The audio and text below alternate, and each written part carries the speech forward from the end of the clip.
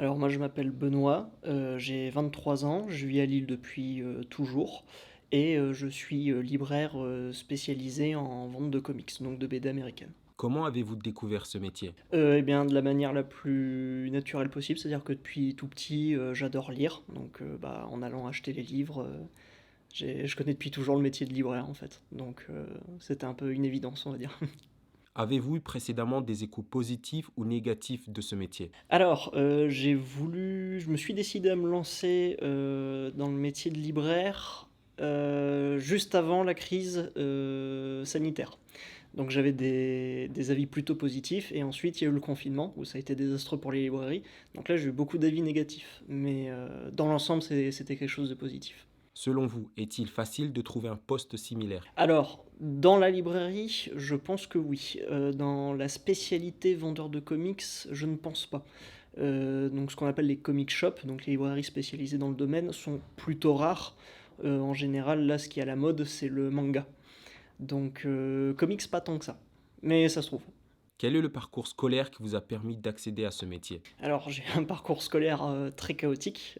J'ai commencé par faire un parcours de philosophie. Donc j'ai un bac plus 2 en philosophie et j'ai essayé de faire ce qu'on appelle un BTS métier du livre, librairie, donc qui est vraiment prévu pour. Donc c'est une année d'études en alternance avec un apprentissage.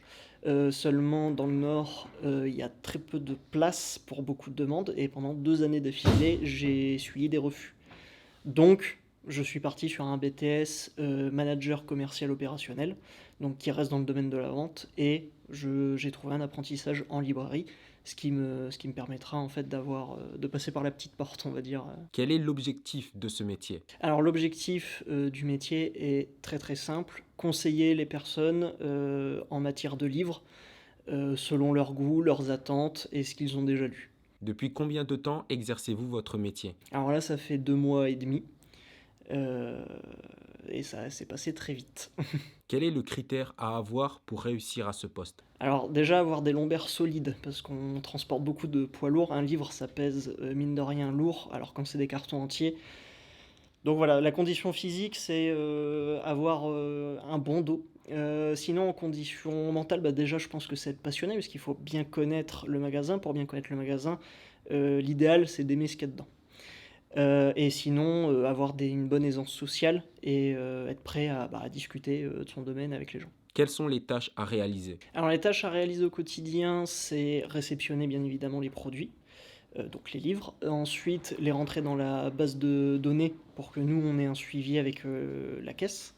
Ensuite, tout simplement les ranger et en prendre soin. Comment décririez-vous votre journée de travail à un enfant?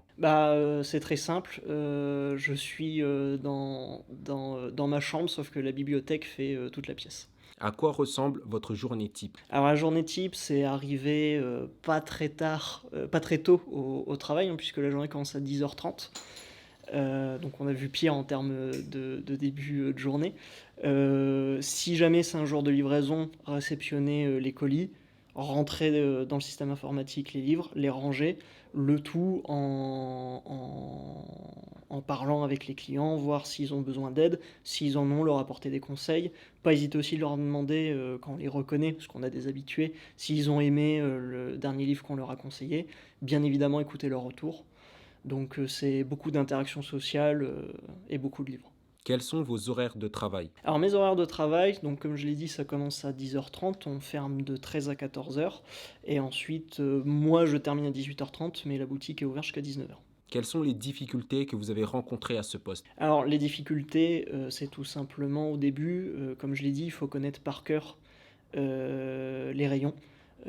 C'est rangé, il y a une logique, c'est par maison d'édition, mais voilà, quand on me dit est-ce que vous avez tel livre, faut que je comprenne tout de suite, c'est telle maison d'édition, c'est dans telle chronologie pour pouvoir me retrouver tout de suite dans les rayons et pas faire attendre la personne en fait. C'est ce qu'il y a de plus dur, c'est la vitesse à s'orienter dans le magasin. On s'en rend pas forcément compte parce que c'est facile à apprendre quand c'est quelque chose qui nous passionne. C'est-à-dire que dans le temps libre, on lit les livres, on connaît le nom des auteurs, on voit les maisons d'édition, sachant que le comics, il y a une très grosse partie, c'est soit Marvel, soit DC Comics, même s'il y a d'autres maisons d'édition.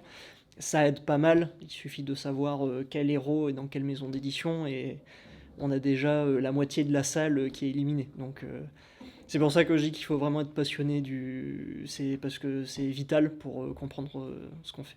Quels sont les avantages de ce métier? Bah, alors les avantages de ce métier, c'est avoir la vie de rêve d'un geek, je dirais. Parce que du coup, on est entouré de comics, un peu de romans d'OSF, même si on n'en a pas énormément, des figurines, des t-shirts. On voit des gens qui ont la même passion que nous. On est à jour sur les actualités, donc c'est du bonheur. Quels sont les inconvénients de ce métier? C'est particulièrement physique et on s'en rend pas forcément compte quand on n'est pas dedans, mais comme je disais, il y a beaucoup, beaucoup de cartons remplis de livres et c'est très physique. Mais je trouve que c'est un petit défaut pour des gros avantages. Quel est votre plus beau souvenir? Bah, le plus beau souvenir, c'est le premier client qui est revenu me voir pour me remercier d'un conseil pour un comics. On se sent à sa place et on se sent important, donc c'est du bonheur. Quel est votre pire souvenir? La première fois que j'ai fait tomber un carton pas encore ouvert sur mes pieds. Là, ça a été. Dieu merci, j'ai rien eu, par miracle, mais c'est beaucoup de peur. Je pense que les plus gros cartons qu'on a, on peut dépasser les 20 kilos. Mais c'est vraiment sur les très grosses commandes en fait. C'est parce on a ce qu'on appelle donc des omnibus. Donc en fait, les comics, c'est d'abord un magazine qui sort chaque mois. Ensuite, quand ils en ont assez, il les relie dans ce qu'on appelle un hardcover. Et ensuite, quand ils ont fini la série d'hardcover, en fait, ils les regroupent encore dans ce qu'on appelle un omnibus. Donc en termes de dimension, c'est une belle encyclopédie déjà. Donc quand on a un carton de ça, c'est... Quel est le salaire à ce poste? Alors, c'est assez compliqué de parler de salaire de manière fixe pour un libraire parce qu'en fait, il y a des périodes qui sont relativement vides et d'autres qui sont particulièrement intenses. Il y a des semaines, par exemple la semaine de Noël, où en fait les librairies tournent à presque 80 heures semaine. À l'inverse, la période d'été, il y a peu de sorties parce qu'il y a peu de ventes possibles puisque les gens sont en vacances. Mais faut compter dans je dirais les 1400 nets. Quels sont les débouchés possibles du métier? Bah alors, c'est être libraire ou être libraire. Après, il faut comprendre aussi que les librairies, c'est un peu comme les restaurants, c'est-à-dire qu'il y en a énormément, mais il y en a très peu qui se ressemblent parce que chacun a un peu sa spécialité. Donc après, ça dépend aussi de son domaine de connaissances. Techniquement, avec les connaissances que j'ai, je pourrais peut-être travailler dans un magasin qui vend que des mangas. Après, il y a le fait aussi que moi je travaille dans une librairie dite indépendante, mais je pourrais essayer de voir par exemple pour travailler dans des grandes librairies comme Le Furet ou la Fnac. Quels sont vos rapports avec vos collègues? Alors j'ai mes deux patrons, donc ça se passe très très bien, je suis très bien traité. Ils sont adorables et ça se passe très très bien à partir du moment de toute façon où on montre que même quand on ne sait pas faire quelque chose, ce qui est normal au début, on est motivé, on essaye d'apprendre. C'est rare que les gens, ça se passe mal avec eux après. Comment votre métier est perçu par votre entourage? Alors, le fait que je sois. La première fois que j'ai dit que j'étais libraire, j'ai pas dit que c'était pour vendre des comics, donc ça a fait quelque chose de très classe, de très sérieux. Ensuite, quand j'ai dit pour vendre des comics, ça dépendait. C'est un métier, on va pas se mentir, qui cool. C'est un métier cool, je trouve. Après, étant donné que là on est en période sanitaire, c'était compliqué pour les librairies. Il y a quand même eu de la crainte auprès de mes proches en termes d'avenir, tout simplement. Quels sont les conseils que vous pouvez donner à une nouvelle recrue? De pas hésiter à poser des questions. Je pense que ça, quand on apprend un métier, c'est vraiment le plus important. Il n'y a aucune question qui est bête, même si on a l'impression. Faut bien comprendre que de toute façon, on va poser des questions qui vont avoir l'air évidentes pour les gens habitués, parce que bah, c'est leur métier, en fait. Euh, Quand on fait des erreurs, ça arrive, pareil. Faut pas baisser les bras. Faut pas non plus se dire c'est pas grave, j'ai fait une erreur. On a fait une erreur, c'est embêtant, mais faut aller de l'avant. Il faut surtout voir comment faire pour ne plus la refaire. Et normalement, après ça, si on est passionné, motivé, ça finit par aller très bien. Avez-vous un message à donner pour ceux qui souhaitent réaliser ce métier? Venez, n'hésitez pas, ça serait vachement bien, surtout si c'est pour du comics qui, je trouve, est un peu trop sous-représenté. Donc ça pourrait être génial, plus de gens.